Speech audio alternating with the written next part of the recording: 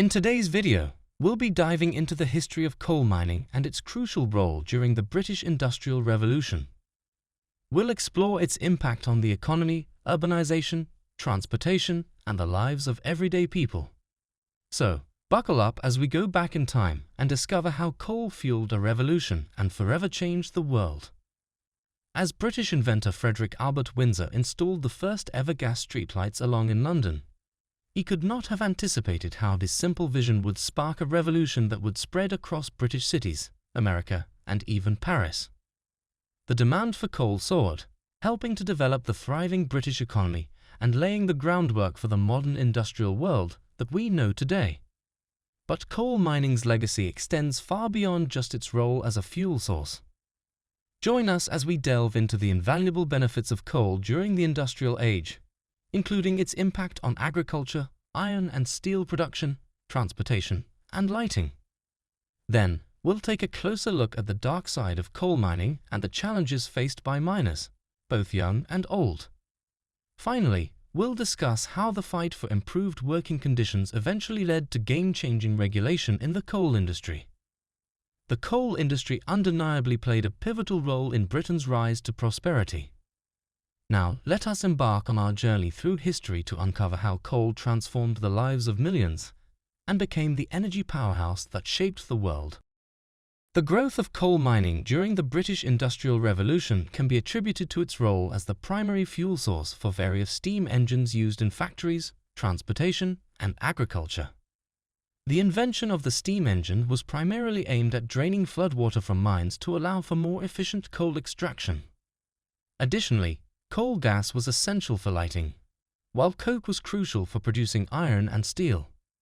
Thus, the demand for coal continued to soar. Coal mining had already established itself as a significant industry in Britain since the 16th century due to the depletion of forests and the scarcity of wood for fuel. The primary coal fields included South Wales, southern Scotland, Lancashire, and Northumberland, all of which yielded exceptional coal quality and were strategically located near waterways for easy transportation to other regions. Britain's early access to an abundance of coal and mining expertise allowed for the successful utilization of industrial machines and inventions that relied on coal or its byproducts as fuel. Consequently, the coal-dependent creations of the Industrial Revolution led to a massive and sustained increase in coal mining. The most groundbreaking invention of the Industrial Revolution was the steam engine, which transitioned various tasks and transportation from reliance on human, animal, wind, or water power to the more efficient, affordable, and consistent power of machines. In fact, the primary objective for inventing the steam engine was to enable deeper mining and pump floodwater out of coal mine shafts. By the year 1700, Britain was responsible for producing 80% of Europe's coal. The first steam engine pump was constructed by Thomas Newcomen in 1712 to drain coal mine water in Dudley Midlands. As the steam engine required coal for fuel, its development and increased efficiency by inventors such as James Watt and Matthew Boulton further amplified coal demand.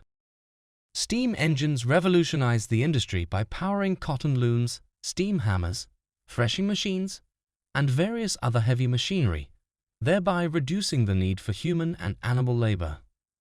The surge in coal production led to a significant expansion of the canal system from 1750, connecting major rivers and their tributaries, as this was the most cost-effective method for transporting heavy goods.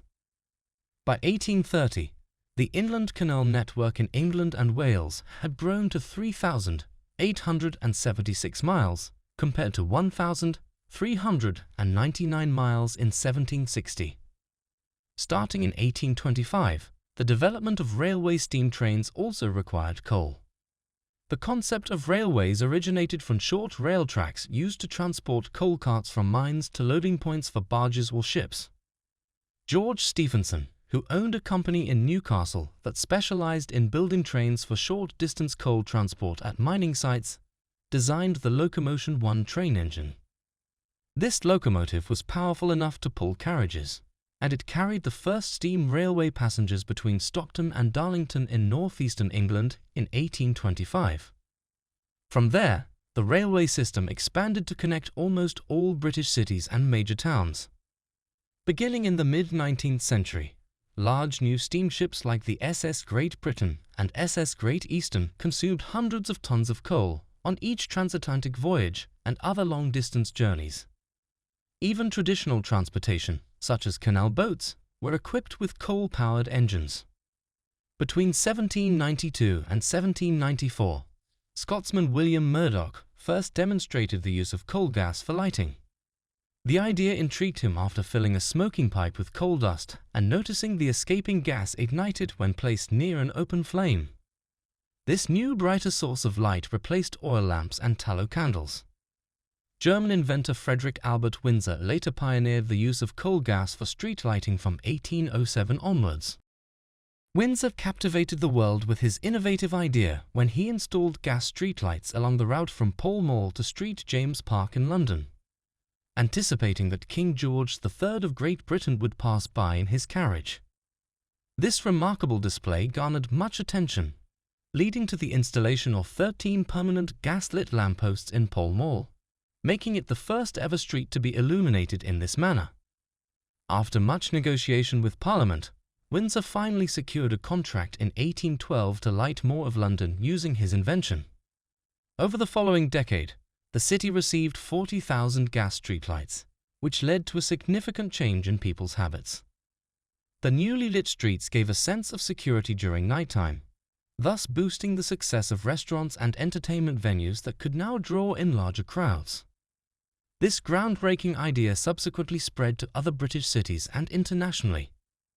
In 1816, Baltimore became the first American city to employ coal gas street lighting, with Paris following suit in 1820. Coal gas was also utilized for cooking appliances in homes. By the 1850s, gasworks were established in every major town. As coal and gas replaced wood for heating purposes, lands that were previously designated for forests could now be repurposed for agriculture. Additionally, coke, a byproduct of coal burned in furnaces to remove impurities, became a crucial fuel source for iron and steel production. The first operational blast furnace utilizing coke was launched in 1709 at Coalbrookdale, owned by Abraham Darby. Coke-fueled blast furnaces could achieve higher temperatures without introducing contaminants compared to traditional charcoal-fueled furnaces, making them ideal for producing high-quality steel. Coal was also employed as a heat source in various industries, from brickworks to breweries. The high factory concentration in the West Midlands and their extensive use of coal led to the region being dubbed the Black Country. The production of coke included not only coal gas but also tar and various chemicals as byproducts. Coal was and continues to be utilized for generating electricity, particularly during the final decades of the 19th century. In 1700, the UK generated a mere 2.5 to 3 million tons of coal every year. However, by 1900, this number skyrocketed to 224 million tons. The country dominated coal mining in the 19th century, accounting for 2/3 of global production. While visiting Britain, French manufacturing inspector Monsieur Tiquet observed in 1738 that coal was among the primary reasons for England's wealth and played a crucial role in its industrial advancements. According to the 1851 census, there were 220,000 coal miners in Britain. The industrial age relied heavily on coal, profoundly impacting not only the economy but also society at large. This was illustrated by the Great Exhibition of 1851, where a massive 24-ton coal piece was displayed amidst the wonders of the modern era at London's Crystal Palace. However, burning coal also led to significant air pollution in industrial areas and cities. Working in mines during the 18th and 19th centuries presented numerous challenges, including harsh physical labor, often in confined spaces no more than 30 inches high. Women and children were also employed in mines, with women hauling heavy coal baskets and children ensuring proper ventilation and working in various other capacities. Children as young as 5 years old were responsible for tasks such as climbing into narrow shafts and maintaining trapdoors. Furthermore, most children were involved in moving coal from the mining sites to the surface or sifting through it to exclude any debris before transportation. The individuals responsible for hauling coal in carts with a harness were called hurriers. This exhausting labor had severe negative impacts on a child's physical growth. Despite the health risks, many parents didn't object to their children working, as it provided essential income for the family. Moreover, over 50% of children employed in mines continued working there as adults. Between 1800 and 1850, children made up 20 to 50% of the mining labor force. The downside of beginning work at such a young age meant these children typically only received about 3 years of education. Health issues plagued the workers who endured physically demanding labor and 12-hour shifts. Chronic inhalation of coal dust resulted in numerous lung diseases. As more miners dug deeper into the earth, accidents inevitably increased. In 1838, there were 97 deaths due to roof collapses, rising to 395 in 1864.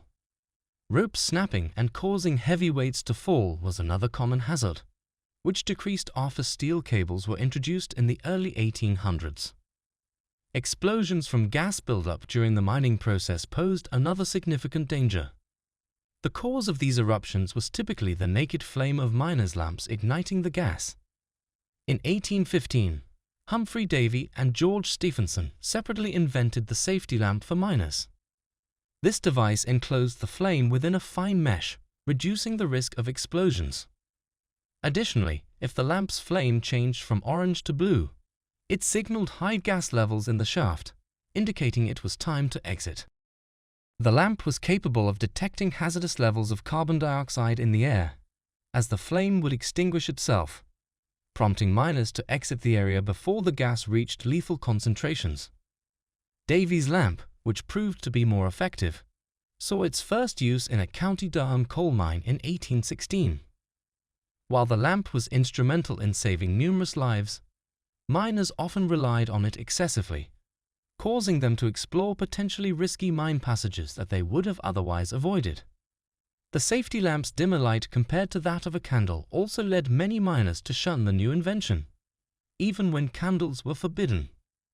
In 1842, the Mines Act came into force, driven by Lord Ashley, the Earl of Shaftesbury, along with public dismay over the rising number of accidents and the awareness of men and women laboring together underground, often partially undressed due to the sweltering conditions. Ashley led a royal commission that looked into the working conditions in multiple mines and gathered testimonies from those working there. However, the act faced opposition mainly from mine owners and those who opposed government interference in the industry. This resistance was a significant reason why the proposal to reduce workdays from 12 hours to 10 never materialized. Despite this, the act now forbade the employment of women, girls, and boys under 10 years of age in underground work. More stringent enforcement of safety regulations was implemented, and only individuals aged 15 and above could operate machinery. The government employed mine inspectors to ensure compliance with the new rules. In the short term, the act led to job loss for many women, causing significant financial strain on families with only daughters. Whether for better or worse, coal mining remained a cornerstone of the British economy well into the 20th century. Thank you for joining us on this insightful journey into the world of coal mining during the British Industrial Revolution. We've explored the pivotal role coal played in powering the steam engines that drove the machinery of that era, from factories to transportation and beyond. Through the booming demand for coal, we witnessed the birth of innovations such as the steam engine, canals, and railways, which revolutionized industries and connected cities. The introduction of coal gas for lighting and its subsequent use in streetlights illuminated the way to safer and brighter nights, transforming urban landscapes. However, we also delved into the harsh realities faced by miners, including grueling working conditions and health hazards. Despite these challenges, coal mining remained a vital industry, driving economic growth and shaping the industrial age. As we conclude this chapter, let us reflect on the profound impact coal had on our civilization. It laid the foundation for the Industrial Revolution and propelled us into a new era of progress and innovation. Join us next time as we continue to explore the remarkable stories that have shaped our world. Don't forget to like, subscribe, and hit the notification bell to stay updated with our latest videos. Until then, keep discovering, keep learning, and keep exploring the incredible tapestry of human history.